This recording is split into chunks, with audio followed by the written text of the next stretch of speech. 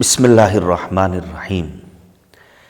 کتاب ایک فرد ایک ادارہ، سامان حیات علامہ ڈاکٹر سید مجتبیٰ حسن کامون پوری اعلی اللہ مقامہ، مصنفہ عندلیب زہرا کاظمی، جسے آپ سن رہے ہیں سید حیدر عباس رضوی کی زبانی۔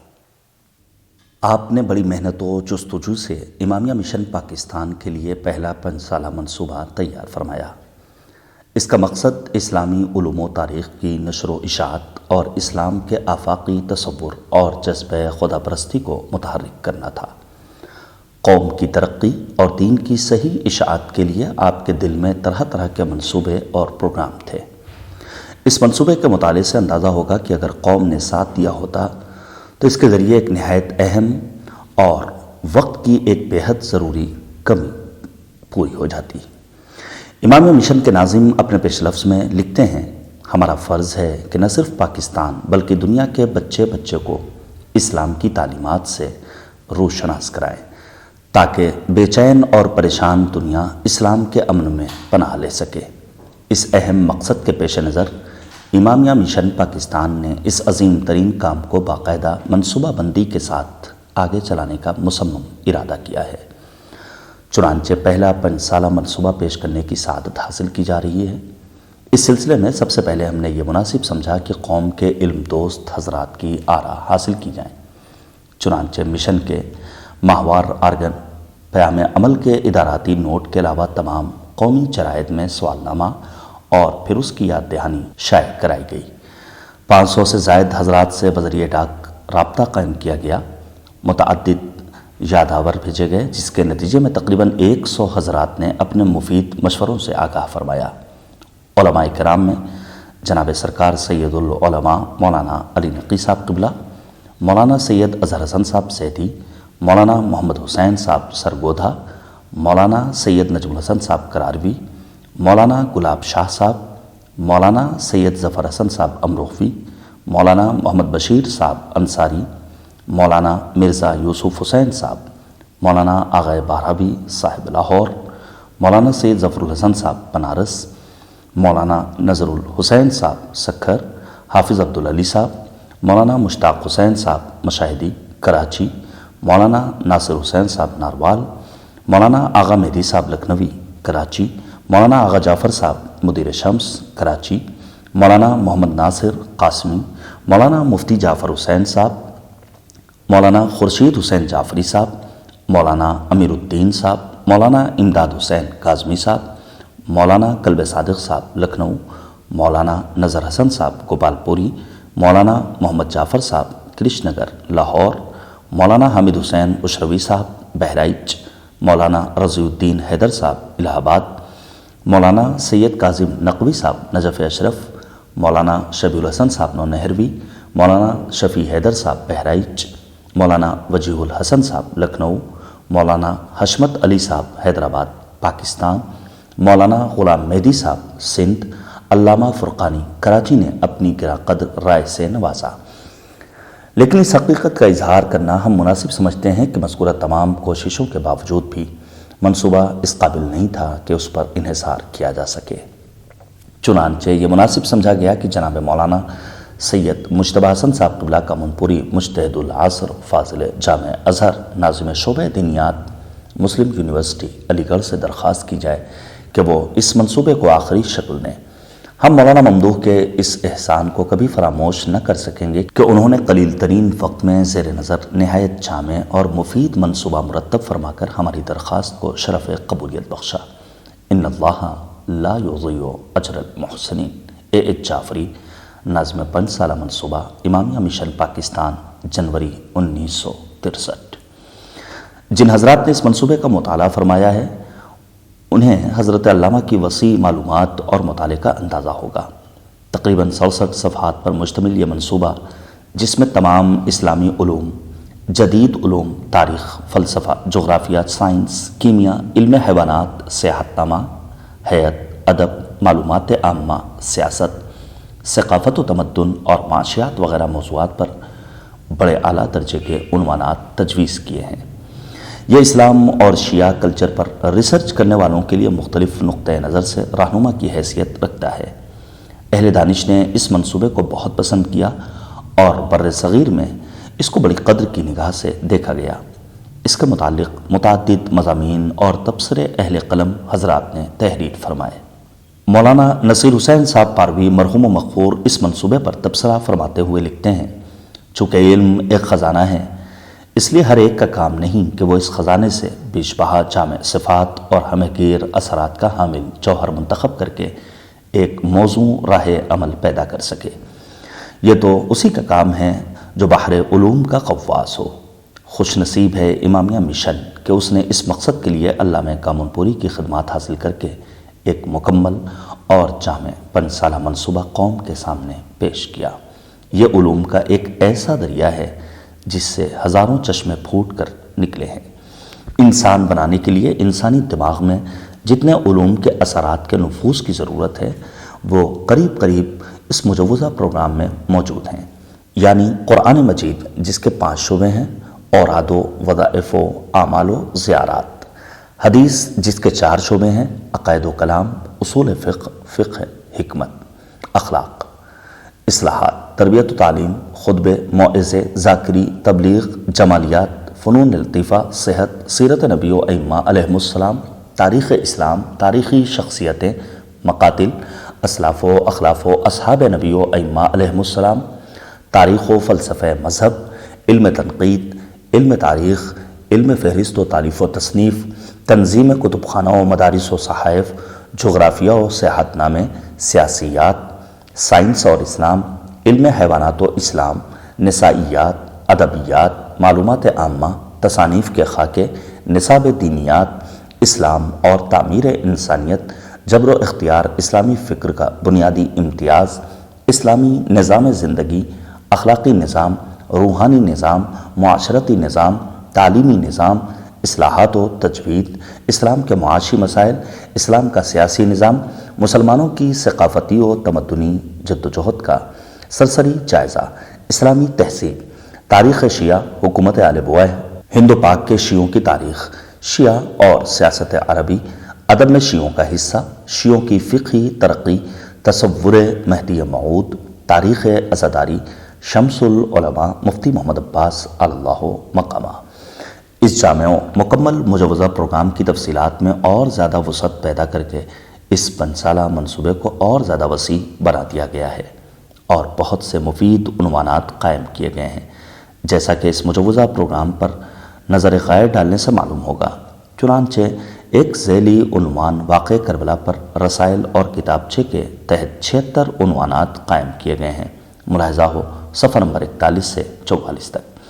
اب تک علامہ کامون پوری کی دماغی صلاحیتوں، بلند خیالیوں، قلمی شاہکاروں اور وسیع النظری کی جو مثالیں ہمارے سامنے آئی ہیں وہ اگر عدیم النظیر نہیں تو نایاب ضرور ہیں، اور دقیق النظری سلیقہ تصنیف و تالیف، فن مقالہ نویسی اور ضروریات زمانہ کے مطابق آگے بڑھنے کے لیے قوم کی صحیح نبض شناسی کا جو مادہ علامہ موصوف میں پایا جاتا ہے وہ اس قابل تھا کہ علامہ موصوف پر اعتماد کر کے ایک ایسے پروگرام کو پیش کرنے کی دعوت دی جاتی جو اس 5 سالہ منصوبے کی ہمہ-گیری اور کامیابی کا ضامن ہو۔ ہمارے خیال میں علامہ موصوف نے اس مجوزہ پروگرام میں جن کتابوں کو شامل کیا ہے اور جو علمی تجاویز پیش کی ہیں وہ اگر اس مقصد کے لیے بالکل حرف آخر نہ ہوں تو یہ یقیناً کہا جا سکتا ہے کہ اس سے بہتر صورت میں اس کا خاکہ مرتب کرنا کسی دوسرے سے شاید ہی ممکن ہوتا۔ اولاً وہ کون ہے جو اپنا بیش قیمت وقت دے کر اس جافشانی کو برداشت کرتا اور اس کے لیے مذاق سلیم کی بھی ضرورت ہے۔ ہمارے خیال میں یہ مجوزہ 5 سالہ منصوبہ قوم کے تعاون کا مستحق ہے۔ یہ ایک ٹھوس علمی و ملی کام ہے جو زندہ اور فائز المرام قوموں میں شامل ہونے کی دعوت دیتا ہے اور اقوام عالم کے لیے اس درس کامل سے استفادہ کرنے کا موقع مہیا کرتا ہے جس کی آواز میدان کربلا میں روز عاشوراء محرم سن 61 ہجری کو بلند ہو کر فضائے عالم میں اب تک گونج رہی ہے، جس کا نام ہے حسینی پیغامات۔ یہ مجوزہ منصوبہ اگر حسینی پرچم کے زیر سایہ اور امامیہ مشن پاکستان کے زیر اہتمام کامیاب ہو جائے تو دنیا اور اہل دنیا کا نقشہ بدل سکتا ہے، اور اس کے ذریعے سے ترقی و اصلاح کی وہ منازل طے کی جا سکتی ہیں جو صحیح معنوں میں انسانی معراج کمال کی کامیابی کے وہ زینے ہیں جہاں پہنچ کر انسان فخر و مباحات کے قابل بن سکتا ہے۔ مضمون از قلم مولانا نصیر حسین پاروی، مطبوعہ اخبار رضاکار، لاہور، 24 ستمبر سن 1962، صفحہ نمبر 2 اور 8۔ افسوس کہ قوم کی غفلت اور نا اتفاقی کے سبب اس عظیم الشان منصوبے پر پوری طرح عمل درآمد نہ ہو سکا۔ پاکستان میں کچھ حضرات مولانا علی نقی صاحب کے مخالف ہونے کے سبب امامیہ مشن کے بھی خلاف تھے، اور اس ڈر سے کہ اس منصوبے کے ذریعے ادارے امامیہ مشن پاکستان پورے ملک پر چھا جائے گا، کچھ لوگوں نے اس کے خلاف محاذ قائم کیا، اور 2 سال تک اخباروں میں امامیہ مشن کے خلاف مضامین اور جوابات کا سلسلہ جاری رہا۔ اس مخالفت سے بہت نقصان پہنچا۔ کچھ دنوں بعد پھر کام شروع ہوا، چند کتابیں اور پمفلٹ شائع ہوئے۔ خواجہ محمد لطیف انصاری صاحب کے تعاون سے اس منصوبے کے مطابق کام کرنے کی کوشش کی گئی۔ مسودات جمع کیے گئے، مگر ان میں سے بہت کم شائع ہو سکے، کیونکہ امامیہ مشن کو اب ٹرسٹ بنا لیا گیا تھا اور مختلف خیال کے لوگ اس کے ٹرسٹی ہوئے۔ اس طرح اتحاد و اتفاق کی کمی کے سبب یہ عظیم منصوبہ پائے تکمیل تک نہ پہنچ سکا۔ مقاتل واقعہ کربلا نے نوع انسانی کے روحانی و ذہنی ارتقاء میں جو کام کیا ہے وہ لامحدود ہے۔ اولاد آدم کو اس سے رہتی دنیا تک کام لینا ہے۔ تاریخ، نظام تمدن، سیاست، اخلاق، سب پر کربلا کے گہرے تأثرات ہیں۔ ذات الہی کا یقین، شاعر الہیہ کا احترام، فرض شناسی، ایثار و قربانی، مساوات و مواسات، استقلال، جذبہ آزادی، جماعتی تنظیم، جوش عمل اس مبارک درخت کے پھل ہیں جسے شہادت حسین نے اپنے مقدس خون سے سینچا۔ ہر دور میں مخلص انسانوں نے اس کی یاد اور اشاعت سے اپنے عہد کو درخشاں کیا۔ حنفی، مالکی، شافعی، حنبلی، شیعہ و غیر مسلم، عیسائیوں، سبھی نے اس واقعہ کربلا کو بڑی عظمت و احترام سے دیکھا۔ واقعہ کربلا ہمیشہ تاریخ کا اہم باب رہا ہے۔ سیاسی حالات، مذہبی رجحانات اور مصنف کے خیالات نے کبھی مختصر اور کبھی مفصل بحث کے مواقع مہیا کیے ہیں۔ عہد جدید کے تحقیقی اصولوں اور مستشرقین کے نظریات کے مطابق نئے تقاضے تھے کہ قدیم اور بنیادی ماخذ سے صدیوار واقعے کی روایت اور مورخین کے رجحانات کو یکجا کر کے ایک مربوط و مسلسل بحث کی جائے، اور اسباب، نتائج و تأثرات کو جدید سائنسی انداز میں لکھ کر اہل علم و تحقیق کو ایک جامع و مکمل دستاویز مہیا کریں۔ علامہ کامل پوری نے مصر و شام و عراق کے سفر میں وہاں کے اہل علم اور کتب خانوں سے فائدہ اٹھایا۔ آپ نے واقعہ کربلا کے مصادر کی اشاعت اور ان پر بحث و نظر کی تحریک کو آگے بڑھانے کی بڑی کوشش کی۔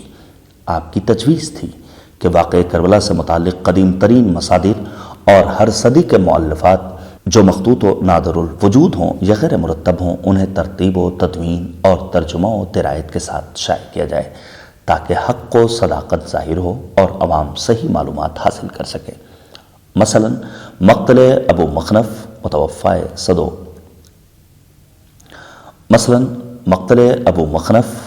متوفہ 157 ہجری، مقتل حمید ابن مسلم، مقتل ابن قتیبہ دینوری متوفہ 213 ہجری، مقتل ابو الفرج اصفہانی متوفہ 356 ہجری، مقتل ابن جریر طبری متوفہ 310 ہجری، مقتل شیخ مفید متوفہ 413 ہجری، مقتل مسعودی متوفہ 340 ہجری، مقتل ابن شہر و آشوب مازندرانی متوفہ 588 ہجری، مقتل ابن عساکر متوفہ 571 ہجری، مقتل ابو الفرج ابن جوزی متوفہ سن 654 ہجری 652 ہجری، مقتل ابو الحدید معتزلی متوفہ 655 ہجری، مقتل ابن کثیر دمشقی متوفہ 774 ہجری، مقتل ابن اسیر جزری متوفہ 670 ہجری، مقتل ابن تفتقی متوفہ 709 ہجری، مقتل ابو الفدام متوفہ 733 ہجری، مقتل ابن صباغ مالکی متوفہ 855 ہجری، مقتل جلال الدین سیوطی شافعی متوفہ 911 ہجری، مقتل ابن حجر ہیثمی شافعی متوفہ 974 ہجری، مقتل خمیس دیار بکری متوفہ 966 ہجری، مقتل قربانی متوفہ 1019 ہجری، مقتل علامہ مجلسی متوفہ 1110 ہجری، مقتل محمد ابن سبان وغیرہ کو ان کی اصل عبارات اور تاریخی جائزے کے ساتھ شائع کیا جائے۔ آپ نے معاصر راویوں کے نام سے بہت مقتل تیار کیے جن کی فہرست تصانیف کے تحت دی جائے گی۔ ان میں جو شائع ہو چکے ہیں وہ مقتل عقبہ ابن سمعان صحابی امام حسین، مقتل یعقوبی، مقتل سیوطی، مقتل الحسین ضحاک مشرقی اور کربلا ہیں۔ ان کو آپ نے تاریخی ملاحظات اور ترجمہ و نقد و نظر و حواشی کے اضافے کے ساتھ شائع کیا۔ ان کی اشاعت سے تاریخ و ادب میں زبردست اضافہ ہوا۔ علمی حلقے میں اس کو بہت سراہا گیا۔ ملک کے نامور مجتہدوں، عالموں، ادیبوں اور اہل رائے حضرات نے مشترکہ طور پر اپیل شائع کی کہ قوم کے ہر طبقے اور ہر فرد کو اپنی حیثیت و صلاحیت کے مطابق علامہ کامل کے اس عظیم کام کو آگے بڑھانے میں مدد و تعاون کرنا چاہیے۔ اس اپیل پر قوم کے مشہور دانشوروں اور یونیورسٹیوں کے پروفیسران کے دستخط تھے۔ انفرادی طور پر علامہ کامل کی اس خدمت کا زبردست خیر مقدم کیا گیا۔ اخبار و رسائل میں تبصرے شائع ہوئے، چند اقتباسات نقل کیے جا رہے ہیں۔ علامہ سید مجتبیٰ حسن صاحب کی تحریک کا خیر مقدم۔ علامہ سید مجتبیٰ حسن صاحب کامل مسلم الثبوت مجتہد ہیں اور قوم کے لیے آپ کی ذات باعث عز و شرف ہے۔ آپ 1354 ہجری میں عراق تشریف لے گئے، مصر و شام کا سفر کیا اور وہاں سے مصر تشریف لے گئے۔ آپ کے پاس عراق و شام و ایران و ہندوستان کے ممتاز علماء کے اجازات اجتہاد ہیں۔ بعض اجازے اس وقت میرے پیش نظر ہیں۔ علامہ علی آل کاشف الغطا بھی آپ کے کمالات علمی اور قلمی اجتہاد کے پرزور الفاظ میں معترف ہیں۔ شام کے مشہور روزگار مجتہد امین آمولی نے اپنے اجازے میں آپ کو نہایت بلند الفاظ میں یاد فرمایا ہے۔ ان کی عبارت ہے: حاصل لہ ما هو المراد من العلم والفضل والاجتہاد۔ علامہ ابو عبداللہ زنجانی، جنہیں ایران میں کافی اہمیت کی نظر سے دیکھا جاتا ہے اور جو ایک مشہور مصنف بھی ہیں، موصوف نے اپنے بلند پایا اجاز اجتہاد میں آپ کے متعلق تحریر فرمایا ہے: فہو بفضل اللہ العزیز بلغ مرتبۃ الاجتہاد وحرم علیہ التقلید فعلیہ العمل بمرائہ واجتہادہ۔ ہمارے خاندان اجتہاد کے مشہور مجتہد شمس العلماء مولانا ابن حسن صاحب مرحوم کا بلند پایا اجازہ بھی آپ کے پاس ہے۔ آپ نے تحریر فرمایا ہے: انہ ممن وجب علیہ الاجتہاد وحرم علیہ التقلید۔ علامہ کامل ہندوستان کے ممتاز علماء میں شمار ہوتے ہیں اور ملک کے باہر بھی آپ کی علمی شہرت پھیلی ہوئی ہے۔ آپ کے وسیع علم اور پرفیض قلم اور دلپذیر خطابت سے پروردگار عالم قوم و ملک کو عرصہ دراز تک مستفید فرمائے۔ آپ نے تاریخ اسلامی کے قدیم ترین مصادر اور واقع کربلا کے قدیم مخطوطات و نوادر اور اہم ترین تصانیف کی اشاعت کی۔ جو تحریک دنیا اسلامی کے سامنے اس وقت پیش کی ہے وہ ایک مقدس و مبارک اور ضروری تحریک ہے۔ خدا کرے یہ تحریک کامیاب ہو اور تاریخ اسلام خصوصاً واقع کربلا کے قدیم مصادر پر بحث و تراجم کے سلسلے پریس میں جلد از جلد آ جائیں۔ ممتاز العلماء مولانا سید محمد صاحب قبلہ میرن، مجتہد العصر، امام مسجد شاہی، حسین آباد لکھنؤ، سن 1952 عیسوی۔ مقتل الحسین عقبہ بن سمعان، مقتل الحسین ضحاک مشرقی، مقتل یعقوبی، مقتل سیوطی وغیرہ کی اشاعت سے اہل علم میں نمایاں بیداری کے آثار ظاہر ہو رہے ہیں۔ علمی جمود و تعدل کے باوجود بیرون ملک اور ملک کے ہر حصے سے تحقیق و نظر کے مشتاق نے ان کا خیر مقدم کیا۔ ان کتابوں سے ادیبوں اور شاعروں کو ذہنی تگ و دو کے لیے ہموار اور وسیع راستے مل گئے۔ مصر و عراق و ایران کے علماء اور یورپ کے بعض مستشرقین نے ان مختصر مضامین کی اہمیت پر رسالوں اور اپنے خطوں میں کشادہ دلی کے ساتھ اظہار خیال کیا ہے۔ ہندوستان اور پاکستان میں بھی ان پر مناسب تبصرے اور مقالات شائع ہوئے۔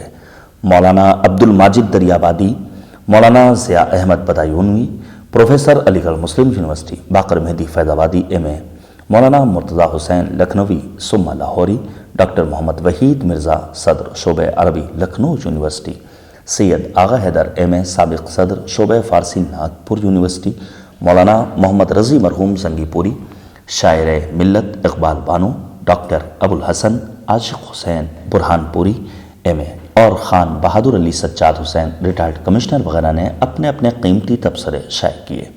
ملک میں ادیبوں اور انشا پردازوں کی بے حد کمی ہو گئی ہے۔ ایک جماعت علامہ کامن پوری کے زیر تربیت ہے۔ اگر اس کی مشق جاری رہی تو ان سے توقع ہے کہ یہ بدلے ہوئے ماحول میں علم و ادب کی خدمت کر سکیں گے۔